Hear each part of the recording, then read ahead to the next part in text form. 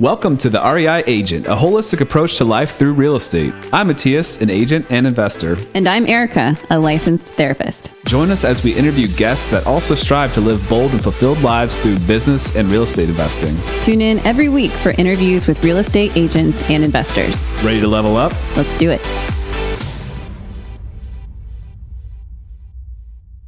Welcome back to the REI Agent. We recently had a birthday this past weekend. Happy birthday, little birthday boy. Oh, thank you. Thank you. I wasn't expecting that at all. We always have a lot of fun celebrating birthdays at our house, and the girls get very excited, and Sawyer's saying you happy birthday. But how was your birthday? Oh, it was great. I had a lot of fun. I felt very honored and celebrated. Azra, our oldest, said I was allowed to play guitar all day. And then she made it very clear the next day that I wasn't allowed to play guitar anymore. You get one day. I got a day. I'll take it. She, to her credit, she didn't even say anything, didn't mention it, because I started playing for a while and she didn't really say anything. And then we kind of had that moment where she was like, you're allowed to on your birthday. But you drew the line on playing what music you wanted in the car. That was not allowed. Oh, yeah. Yeah. I mean, within reason, we got to keep things. She can't be completely different. You snuck in a little bit of Radiohead there on the way back from the brewery at one point. Yeah, got a little Radiohead in. I went down a deep rabbit hole, not related to my birthday, but I don't know if anybody ever watches their favorite bands get deconstructed, their songs get deconstructed on YouTube. And honestly, I don't really know how many people do that for bands or how many bands have music deconstructed, because I think it takes a little bit, because Radiohead's amazing and their song compositions and structure is just wild. And so there's just lots of rabbit holes where I can feel, I guess, just validated for liking them so much, because they're talking about how crazy and creative and intricate what they write is and how it just comes across simple. It confirms for you that you actually do have good taste. I'm amazing. Okay. Yeah. Anyway, so that's where some of that Radiohead came in our drive. Yeah. So turning another year old. Do we say the year? I was gonna leave that up to. Do you want to? 37, guys. All right. How's 37 feeling for you? So there was a distinct moment in my life where it just kind of a starting CrossFit. And this was a few years ago, and realizing that I was not a young buck anymore. Or it was more like I wish that I would have gotten into it earlier, because if I were younger, I could be better at it. That's one of the things about CrossFit, is that you get really, there's so much to work on, so much to get better at. And having started late in the game, I just felt like I was kind of missing that opportunity. So there was one time I went to the beach with the guys, and I just for some reason got the guy beach weeks are often you get kind of hyper focused, or there's one phrase that just keeps coming back over and over and over again. It could be a video, it could be all sorts of different things, but it's just kind of you latch onto something, you just beat it into the ground. One year it was a song. Yeah. Anyway, go ahead. And so this year I just latched onto being peaked. And, I think it was 34. I was like, I'm 34, I've peaked. And I just said it over and over and over again. And at one point, somebody was checked in on me, are you okay? I had also just had a really, for the first time ever, had my back was tweaked, and I was very, very crippled from it, hobbling around. Actually, one of the people that was there was a masseuse and kind of massaged out that kink for me and felt amazing. But it was just kind of one of those moments where I just was I am not going to be a CrossFit Games athlete. I'm going to accept this. Maybe if I had started when I was younger, I would have had a shot. But it's all good. But all that to say is turning 37 is fine. It's great. I think 40 will probably hit a little bit different. But at this point, I'm just kind of fired up. And that's always a good feeling. Like when you're excited about what you're doing, if you're excited about your trajectory, you don't feel stuck. You don't feel, like you're out there getting it. That's the feeling that I strive for. And I think that, if you have that, if you feel like you're, getting it, is that going to be your phrase? I'm getting it. I'm 37 and I'm getting it. I'm getting it. Like I feel like you're not going to be feeling old or feeling like I don't think it matters as much. Like if you're out there, like feeling fulfilled from getting it or from, achieving things, like, big goal year. I've had a lot of goals where we've been doing a lot of things, writing a book, doing this podcast. We've just had a lot of things that we've been taking on new, in addition to everything else we do. And I get energized. I feel very motivated by these things. And so I feel great. And I am still in CrossFit. I've gotten better since I was 34 and peaked, but, I feel like I'm improving there. I think there's just an addiction to the grind or the results of the grind. And if you, like, I think I've probably preached this a million times, but if you, everything in society is kind of priming us to take comfort. We want to seek what's easy and comfortable, make our lives easier, et cetera. Like, we go from our air conditioned house to our air conditioned vehicle, drive to work where we sit all day.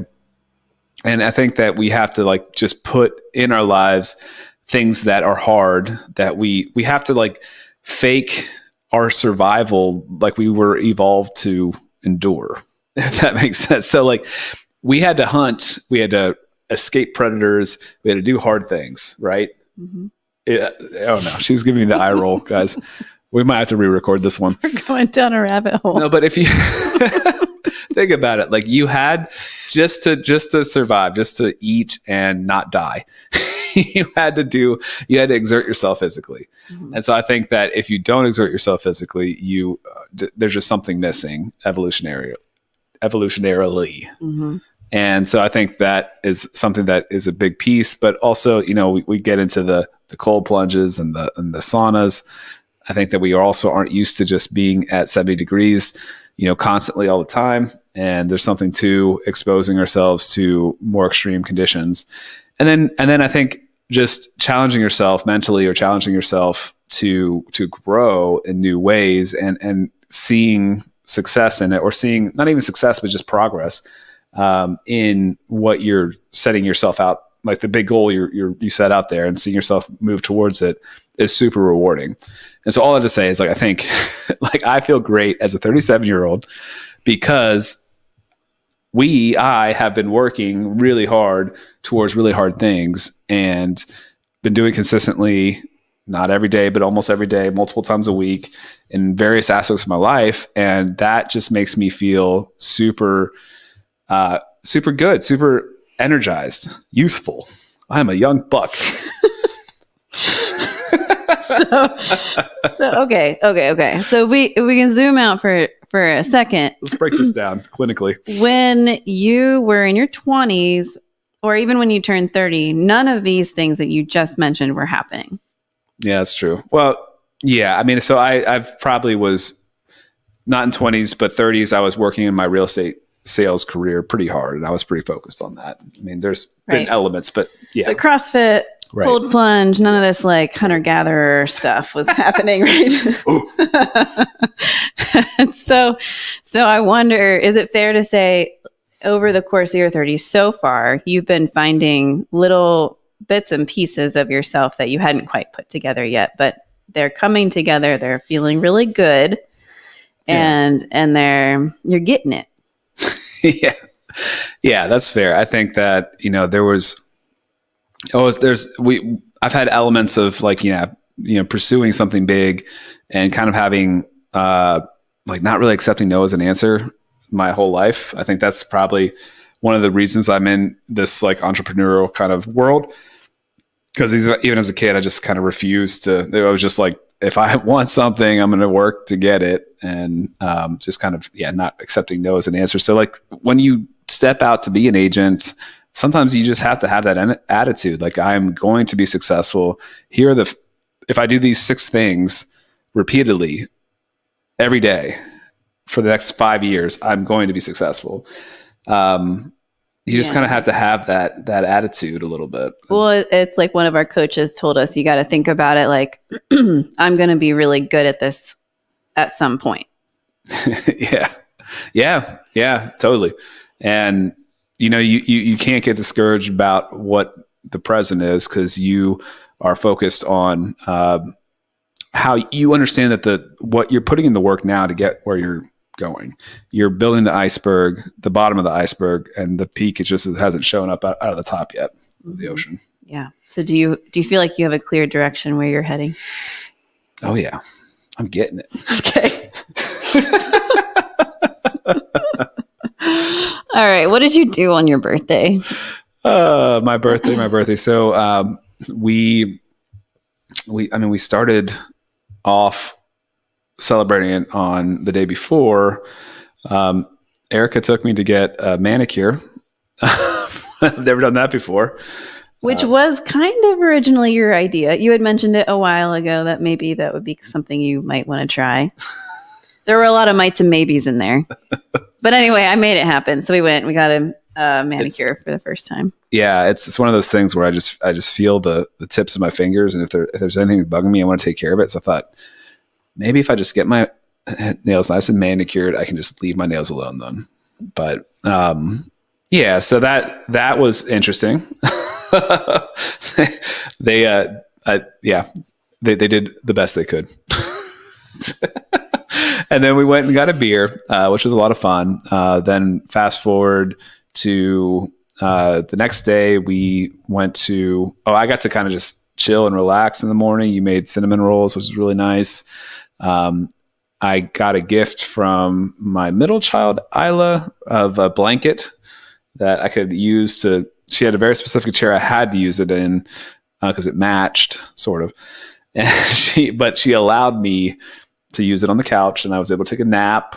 I've got some kid cuddles in. That's always one of my favorite things. And then we went to an Oktoberfest at a brewery and had fun there. And then I went out with some friends in the evening to, just to hang out. One of my good buddies is also turning 37, and he hasn't peaked yet, but one day he will soon. Yeah.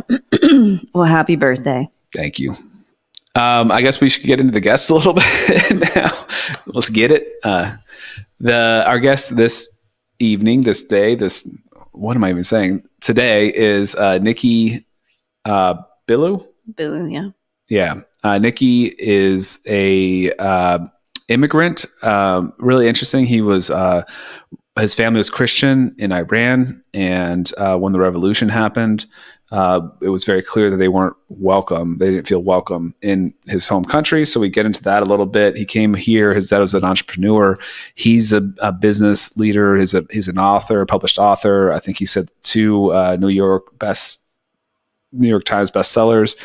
I think he's written at least 10 books. But anyway, so he was getting into what it means to, or how an agent can kind of grow out of just the entrepreneur or the solopreneur mindset if they want to, and giving some great advice as to, I think this is fundamental advice, even if you're not trying to get out of the solopreneur kind of role, is to find help, to take courses, to do the self-development stuff to really see the success. You need to invest in yourself to see it.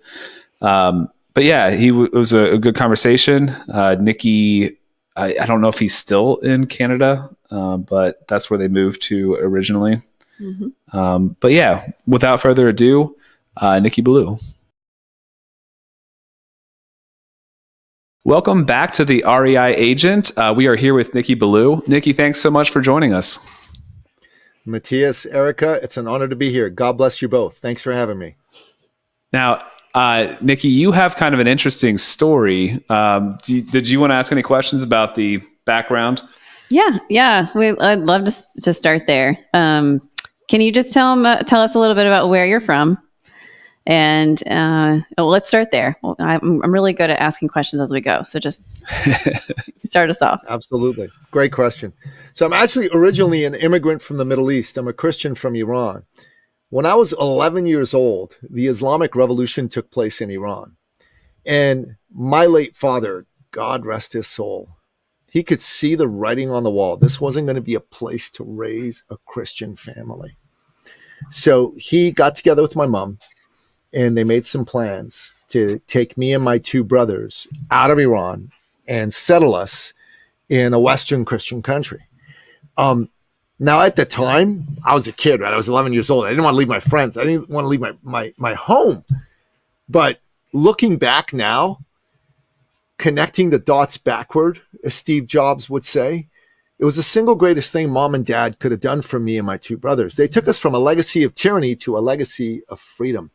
I believe inside every human breast beats the living heart of freedom. Every man, every woman on this planet wants to march to the tune of their own drummer.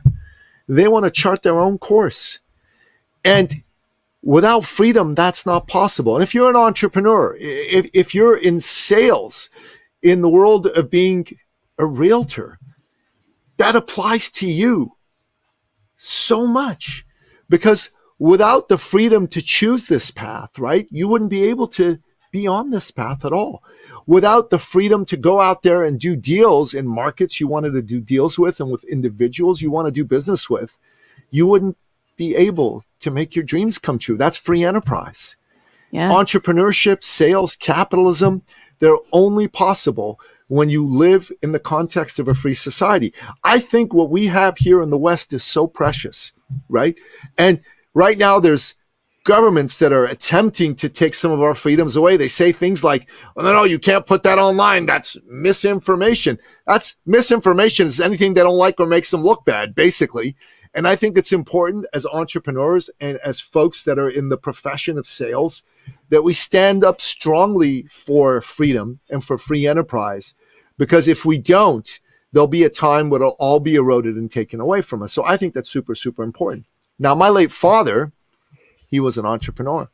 In fact, Dad was in real estate. He would buy properties all the time, and he would grow them and improve them, and he'd sell them. He'd buy some properties, he'd rent them out. Yeah, he had other businesses as well, but real estate was a big place in which he held his wealth. And my mom was a real estate agent, so it worked out really well. Dad would buy properties that she'd go find for him. And back in Iran, Dad would always come and say to me, "Hey, son, life's about people, not about money." And I go, "Okay, Dad." I remember I was 8 years old, and he said, "Business also is about people. It's not about money." Now, as an 8-year-old, I'm like, "Come on, Dad, what are you talking about? Of course, business is about money. You know, you can't do any business without money." I was a smart aleck, right? And he said, "That's true, son. But without people, there's no need for money to do business, because all business is solving problems for people for profit." Imagine that Venn diagram that I just drew with my fingers. You solve acute problems for amazing people at an awesome profit. That's the awe-inspiring purpose of business.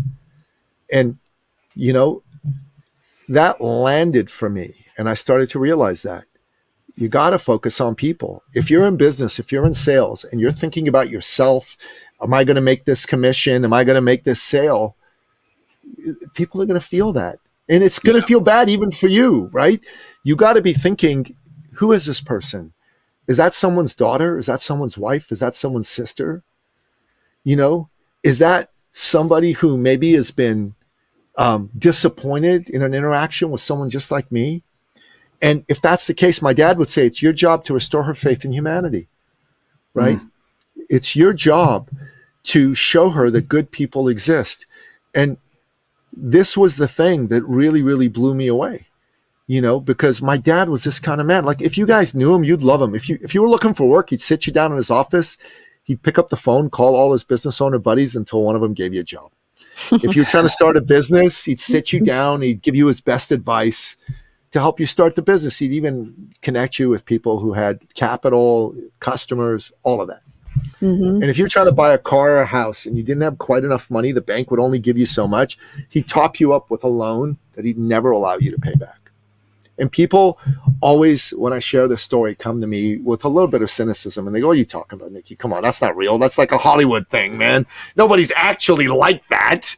And I said, no, my dad really was like that. And they'd go, come on, what was in it for him? Cynicism is just reeking from that question. And I go, oh, okay, I'll tell you what was in it for him. He was a devout and committed Christian. He believed that he'd been blessed by his Lord and Savior, Jesus Christ. And it was his duty to share those blessings with his fellow man and woman. But secondly, he was rich and successful. And that's why he did it. He said, only rich and successful people can help other people. And man, I wanted to be like Dad so bad. I wanted to be just like him, And people today still come to me that knew him and go, are you Napoleon Billou's son? And I go, yeah. And they'll go, I need to tell you a story about your dad and what he did for me. And always they're crying, they're shaking. Me too. By the end of it, we're hugging. It's just wild. And Dad would say to me when I was growing up, son, you need to believe in people. Everybody needs someone to believe in them. Mattias, there are days when your belief in yourself isn't the highest, right? Yeah. There's days when my belief in myself isn't the highest. Erica, same for you. So on those days, we need somebody who believes in us more than we believe in ourselves to tell us, hey, I believe in you. I have faith in you. Because that little spark of belief can just catch fire and turn into this roaring fire of belief. And that's what'll take your life from tragic to magic, And people ask me all the time, so Nicky, man, you've written all these books, 2 New York Times bestsellers, you got these 2 podcasts, you've worked with all these people. Come on, man, like what is it about you? And I go, those are all great. But you know what I'm most proud of? I'm Napoleon Billou's son, and that I took the torch of loving and caring and believing in my fellow man from his hands when he passed. And I say this to people, I believe in you. Because you need someone to believe in you all the time. And today, that's going to be me. I love it. Yeah, well, there's a lot to unpack. One of the things that I think that is obvious is that your father operated out of abundance.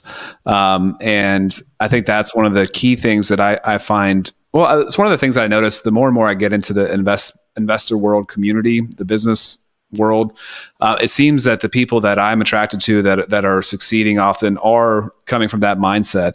And I think it's often a trap that agents can get into is to be scarce, to be fiercely competitive with one another, or even with their clients. And I think that if you focus only on the short-term deal, you're going to have problems. You're not going to do well long-term. And I think that kind of like what you were talking about is, adding to it is if you are focused on the next sale, like you get this one done, but you want them to refer you to other people because they had such a great experience with you because you treated them better or however, like what you were saying. And it's bigger than just that one sale. So don't get lost in focusing just on earning that money for that one time because you're wanting that deal to turn into 7.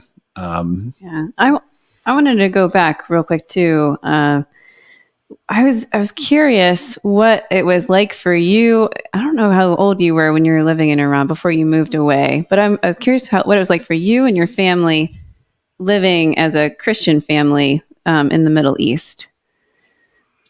Well, up until the revolution, honestly, it was not even an issue. When the revolution took place, it became an issue. There were all kinds of rules and laws that got passed by the new government that discriminated against non-Muslims. Mm-hmm. There was a lot of actual bigotry and discrimination and prejudice that we experienced. People were just free to be open with it once the revolution happened. But my family... Sorry, go ahead. Sorry, I was just curious if your family experienced that shift as a very rapid change, or was that pretty gradual? For me, like I said, I was a kid and I wasn't super focused on that sort of thing. Yeah. But within 6 months from the regime turnover, it was very obvious. Wow. Very obvious. Yeah. Was that one of the main reasons for leaving, for coming to the States, or what drove Absolutely. them here? Yeah, absolutely. That was the driver, is this wasn't going to be a place to raise a Christian family anymore. Not at all. So they wanted to bring their kids to the free West to live in a Christian country and to be in a place where they wouldn't have to worry about, their background or their ethnicity, where if they were good people and they worked hard, they could be successful. Wow. And at that time, what was that process like for relocating, just even in terms of where do we go? I mean, the States is huge. Where do we take our family? What jobs will there be? Did your parents talk about that? Well, my dad was an entrepreneur, right? So he wasn't really looking for jobs per se. Where do we go was something that the two of them sat and they figured out. They actually took us to Toronto in Canada. Okay. And that's where, we ended up. But they were looking at this and thinking this is going to be a good place for us to go. In the late 70s and early 80s, there had been a fair amount of kind of animosity at a governmental level between Iran and the United States. So mom and dad were thinking it'll be easier to go to Canada than go to the States for the family at the time. I would have been happy if they'd have come to the States. I mean, in retrospect, that would have been amazing if we'd have done that, but that's not what ended up happening. They came to Canada, and Canada demanded that they start a business and hire some people. That was the price of admission. So mom and dad agreed to that, and that's what they did. They started a business and they hired some people. I've got a question about how you were brought up. So obviously your father, your parents were both very, entrepreneurial minded. So, how are you taught to do in school, or the importance of school, the importance of university, the importance of education? I mean, how did that, those can often seem like two different worlds. So what was stressed as important to you in your upbringing? Well, great question. If you are around Iranian families of that generation, you know that school was everything. I mean, my mom wanted me to be a doctor.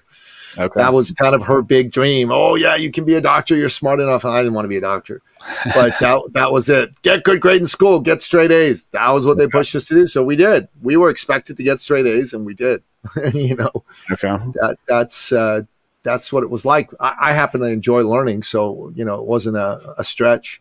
Heck, even now I read 100 books a year, and I just signed up for Peterson Academy, Jordan Peterson's new answer to the traditional university. So I've already taken one course in it. Yeah, it's good. For $449 a year, basically 1/100th the price of a year's tuition at a major university. Peterson Academy lets you have access to courses. There's 18 courses. I've already completed one. I'm into my second one. And it's my goal to do 5 courses between now and the end of the year. So it's going to be fun. I like to learn. I like to give my brain a workout. And I think everybody should like to learn. I think it's one of the reasons we're here on earth, is to learn, to grow. Yeah, no, absolutely. And a lifelong pursuit of knowledge. I mean, I think that's like such a key to being successful. I mean, I think like constantly learning to improve your craft is so vital.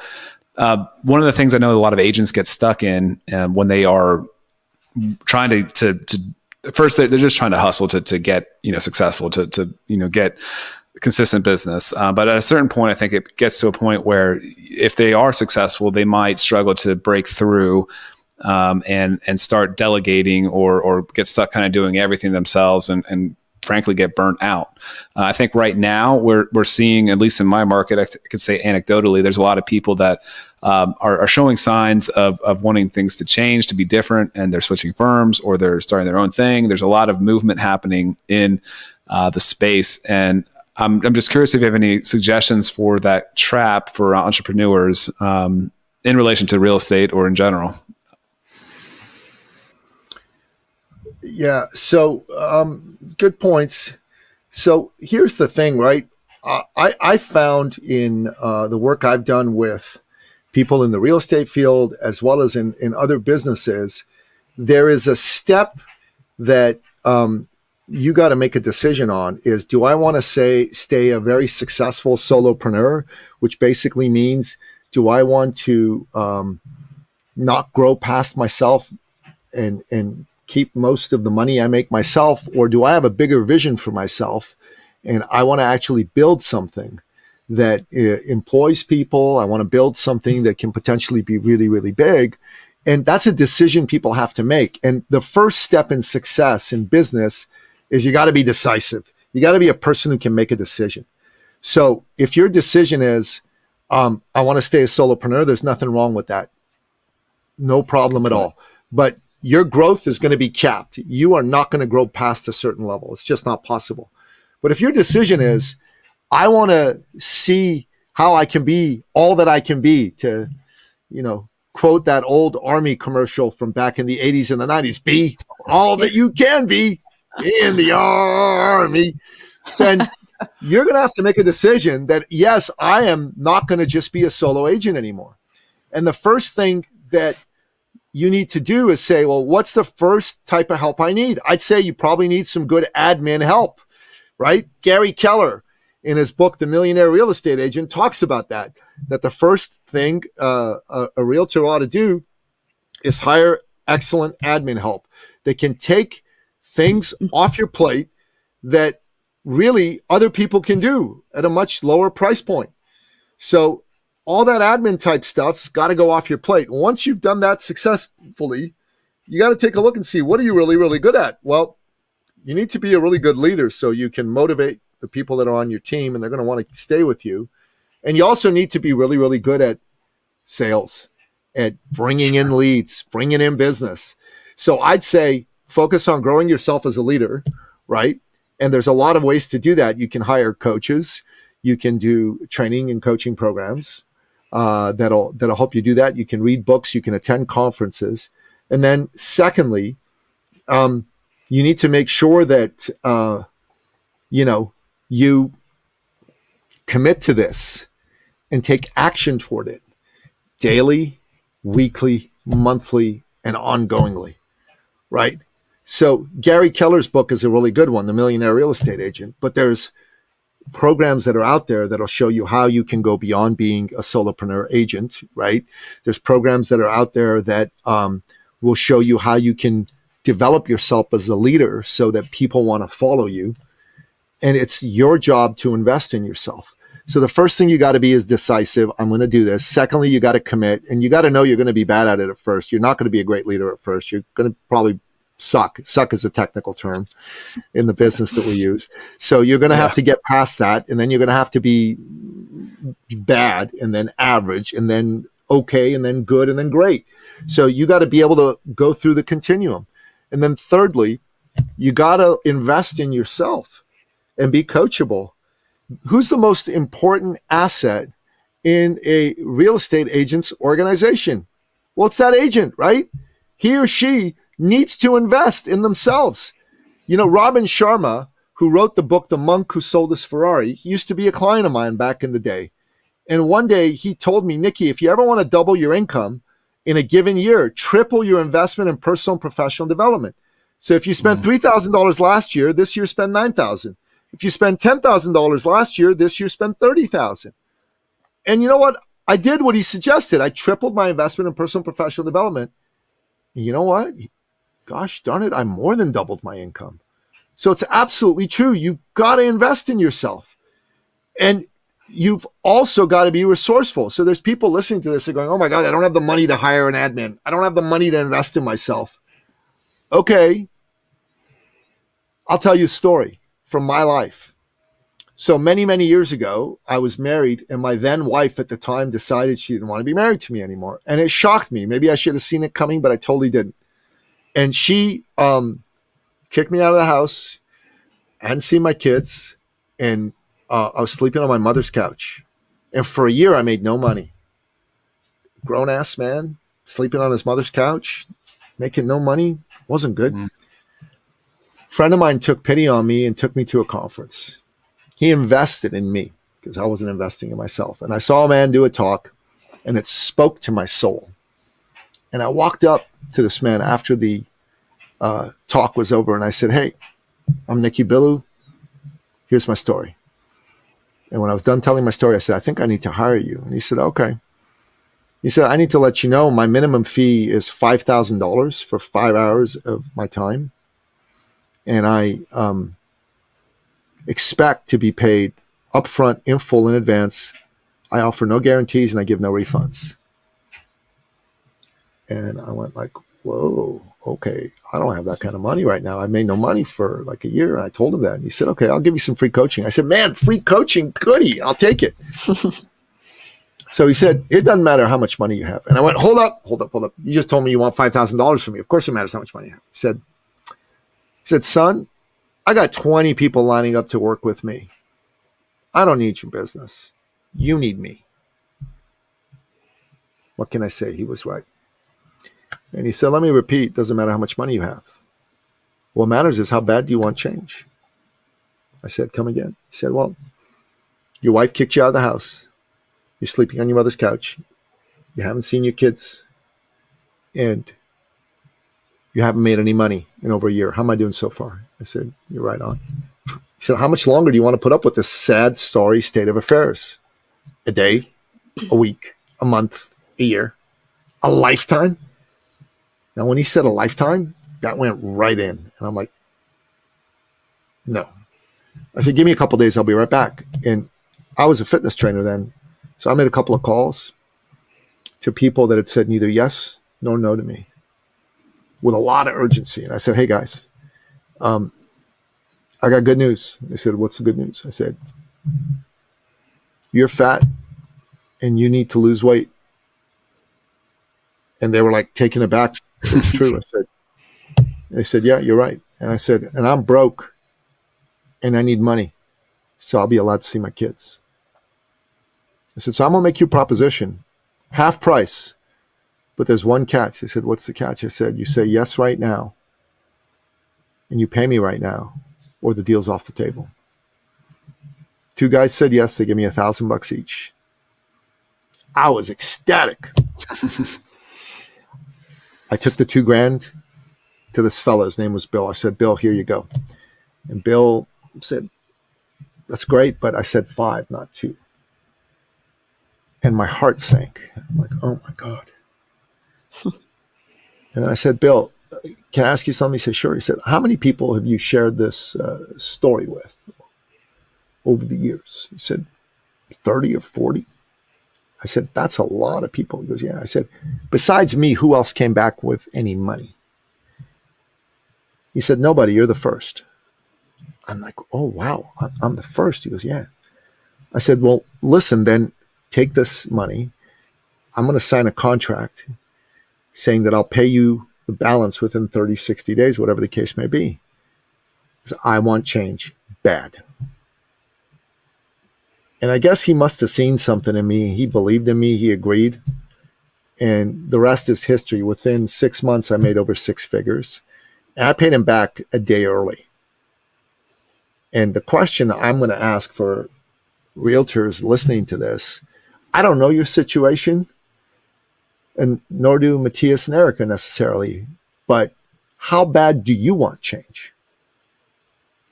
Are you okay with your current situation?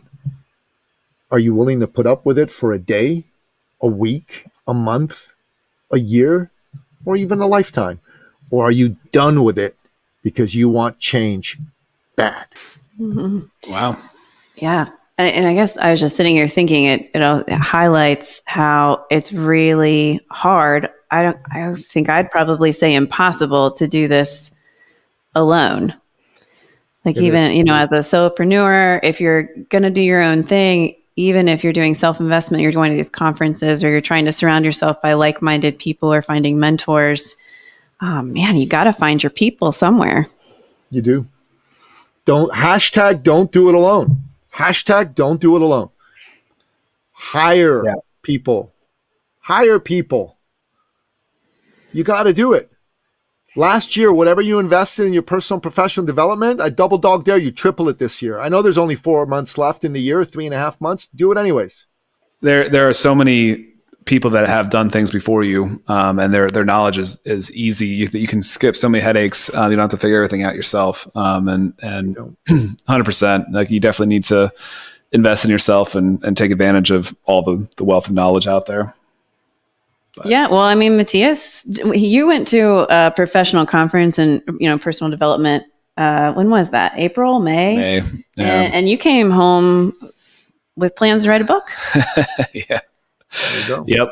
Yep. I joined a mastermind, started this podcast, went to a conference and decided to write a book. And, so it gets you motivated, gets you going. It does. 100%. I love it. You had mentioned reading 100 books a year, which is incredible. Is there any fundamental books that you think everybody should read, or something that you're currently really enjoying that you want to share with the guests? Well, I'm currently reading Jordan Peterson's 12 Rules for Life. I'm done the first 7 rules. It is a fantastic book. I recommend that you pick it up, you read it, you take notes, because if you really imbibe what he has to say in that book, it can change your life. Another Jordan Canadian. Peterson, he's one of the foremost intellectuals and thought leaders of our time. And one of the things he says is stand up straight with your shoulders back. That's one of his rules for life. And you think to yourself, okay, why? Why does it matter if I do that? Because it'll physiologically immediately give you a boost.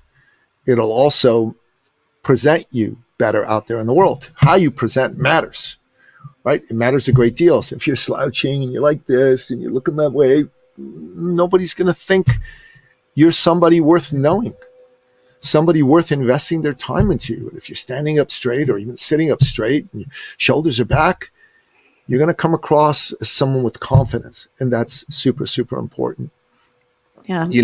It's funny. I just had this conversation with someone in session the other day about depression and your body language when you're depressed, and how a lot of times you tend to feed into the depression by, sitting hunched over or crossing your legs or coming across as like real defensive and not wanting to be approached by somebody, and talking about how even if the mood necessarily doesn't change, you can sit back with your shoulders back and your head up, and it creates this air of openness around you, which then can create all kinds of different chain reactions and can help you feel better in the long run, for sure. 100%. Yeah. That's cool. Yeah. I guess I have questions about whether, how people could reach out to you. I mean, you offer a coaching program. Is that correct? Yeah, we offer some programs. Typically, the kinds of folks we work with are folks who are mostly business executive coaches, consultants. We have worked with other service providers. I've had some real estate folks that have been clients of ours, some mortgage people, some insurance people. But most of the folks we work with want to use what's between their ears to make money. And the types of programs we offer to them help them with sales accountability. But what I'm super excited about is a program that we offer that I've launched a book to support. It's called Get Booked and Get Paid: How to Generate 6 Figures Plus a Year Through Podcast Guesting. So through the miracle of Podmatch, where we met, I've been on over 630 shows as a guest over just over 2 years. And I've generated over $410,000 in sales. So I've generated lead sales and clients. And I thought to myself, I need to codify this and teach it to other people, because nobody was doing this. Most of the people who talk about going on shows talk about getting likes, followers, having great conversations. I'm very much coming at it from the point of view of this can be a blue ocean. I don't know if you guys familiar with the book Blue Ocean Strategy? No, I'm not. So it's a book written by 2 professors at a European business school called INSEAD, Kim Chan and Renee Maubourgeon. And the theory behind that book is that most businesses are in the red ocean of competition. They're going after similar business. It's like sharks all feeding off of the same kind of bit of food, and they bite each other, and the ocean's bloody and red. It's a little bit of a gory allegory over here. But what you want to do is you want to go in a blue ocean where there's no competition, where there's nobody else, because when you go and you fish in that ocean, there's lots of fish, there's no competition, and you do well. So in the world of podcast guesting, it's a blue ocean because folks are doing paid advertising in order to get leads and clients. Folks are doing launches to get leads and clients. Folks are even doing books. And hey, I still do books in order to get leads and clients. But podcasting and podcast guesting is an amazing way to get leads and clients. This book, just out on Amazon right now, as a Kindle, as a hard copy, and as a paperback, it's a fantastic blueprint for exactly how to do that. And I love for people to go pick up a copy of this for themselves. Awesome. And read it and start to use it to go be a guest on shows. And I want to give them the 100 podcast challenge. So over the next 12 months, go on 100 shows. That's just 2 a week. If you go on 100 shows, you should be able to generate at least 55 discovery sales calls. And out of those 55 discovery sales calls, you should get between 15 and 30 new clients. So that's my challenge. Wow. That's great. Mm-hmm. Yeah, no, that's definitely check that out. Is there a good website as well to visit, or just check that book out on Amazon? That's on Amazon. But if you want to find out about me, go to eCircleacademy.com. You want to jump on a call just to say hello, there's eCircleacademy.com/appointment. Love to hear from you. Great. Awesome. Well, thanks so much, Nicky, for being on the show. Mattias, Erica, thank you for having me. You guys are great. Yeah. Thank you. Thanks for listening to the REI Agent. If you enjoyed this episode, hit subscribe to catch new shows every week. Visit reiagent.com for more content. Until next time, keep building the life you want. All content in the show is not investment advice or mental health therapy. It is intended